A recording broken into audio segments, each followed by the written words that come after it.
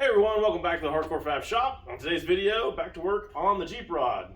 The goal of this video is going to be to get the front axle mounted up underneath this thing and try to get it to where it'll actually be a roller again.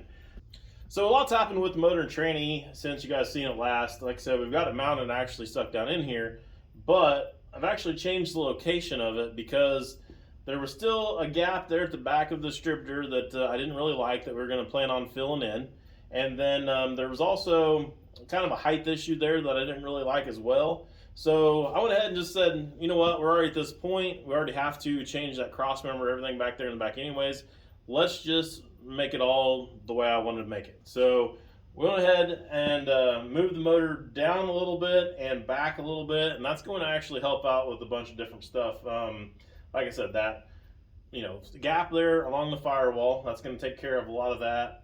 That's also fixes the drive shaft issue that it had, because it had the drive shaft actually fully extended to begin with, and now it's compressed to where it's actually going to have some room there to be able to travel and move. So that's always a good sign. And then our motor, I think, is going to be in a better location now too, for like the headers and everything else to kind of look right and kind of fill the gaps and voids in between, like where the body's going to be and where the tires are going to be on the front axle. I've already done a bunch of measuring and figuring on kind of where I want the axle to sit and what I think is going to probably look right, or at least look the best for our scenario. And I've got this square tubing right here set in place of where I think our mount needs to be for our leaf spring on our front axle.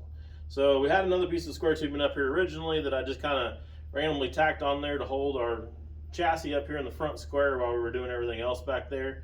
So I put piece of angle iron up here in the top to be able to hold that still back in place, cut that off, removed it, did a bunch of measuring, and figured out that we need about 1.5 inches right here from where our spring mount should be here in the center to make everything, kind of kosher here and work together. So found that 1.5 inches, 3/4 wall, or no, 1.5 inches, 3/8. Wait a minute, use my words. 1.5 inches, 3/16 wall square tubing. I think that's going to actually be plenty strong enough to support everything that we're wanting to do up here in the front. So got that kind of all measured out, set in place now. So I think we're good there at this point. I think we can actually lower the chassis kind of down onto this front axle and then start to get an idea of where we need to put our mounts in for our hairpins back here at the back and the Z area of the chassis back there. I want those mounts to actually have the holes in them for the hairpins to bolt to, but then I also want those brackets to kind of come up there and plate in the whole side of that Z up there and make all that stuff a little bit stronger and more reinforced in that area. So that's where we're at. I'm going to go ahead and get this thing dropped down now and kind of start blocking and positioning everything all up to where we can start messing with that.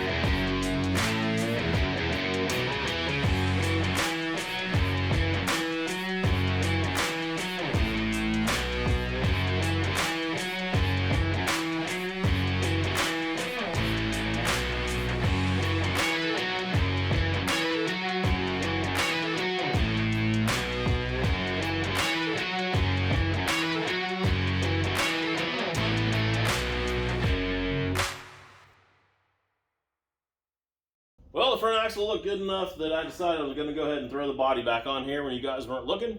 So we've got that on there. That is all looking great now. I'll be able to go ahead and make my front mounts here on the body mounts, and that'll be kind of finished up at that point here pretty quick. But next, I think what I want to mess with is mounting this radiator. So I got this radiator here, and it is going to be pretty easy to mount, I think, for the most part. Our shape is really pretty good here. It matches up with the grill pretty good as far as the width of it and everything. I think our height is going to be good. It's got tabs here on the sides and on the bottom to be able to mount the thing. So that should make mounting pretty easy. And I think to start mounting it, what I'm going to do is I'm going to take the brackets and tabs that I've already kind of measured out and drew up here for mounting this cross member in the front, and use those to also help us mount the radiator.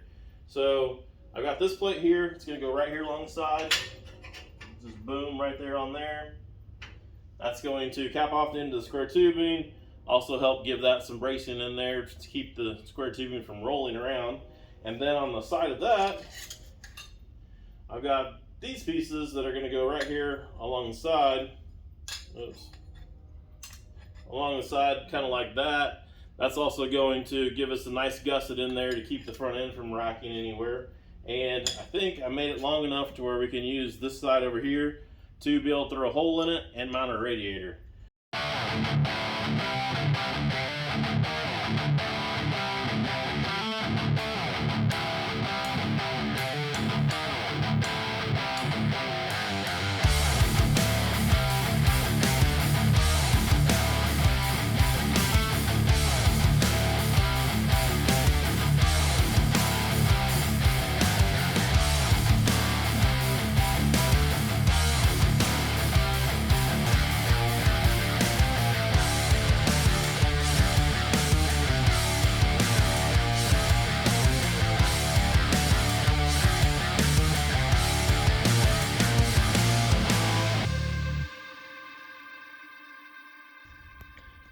It's starting to kind of look like something. We've got a pretty good location there on the radiator, I believe. Our height is really pretty nice right there. The top of the fill neck, can't really see it, it's on the other side of the level, is higher than our thermostat housing, so that's all good. We've got plenty of room here for a fan. Probably could almost even put one of the mechanical fans on there if we wanted to, but probably good enough going electrical. We've got an electric fan for it already. Looked out pretty good right here. There's actually a place there we could put a tab or a bolt through here, through this tab into the frame if we wanted to. Not 100% sure if we're going to do that just yet, but we need to definitely get something there to mount the radiator up a little higher as well, so we might just incorporate that with whatever we do. This grill shell needs probably cut out through here, so we can take it and slide it back over the top of the radiator a little bit more, so everything kind of looks a little better there, because it's way too far out in front right now. And the grill shell needs to kind of go down a little bit too. It'll help kind of cover up the radiator a little bit there, and it'll also kind of get everything in line. I got the level kind of across there, and right now I think the front of the grill shell's up just a little bit too high. So we'll go ahead and notch that and slide it down a little bit there and slide it back. I think everything will be looking pretty good.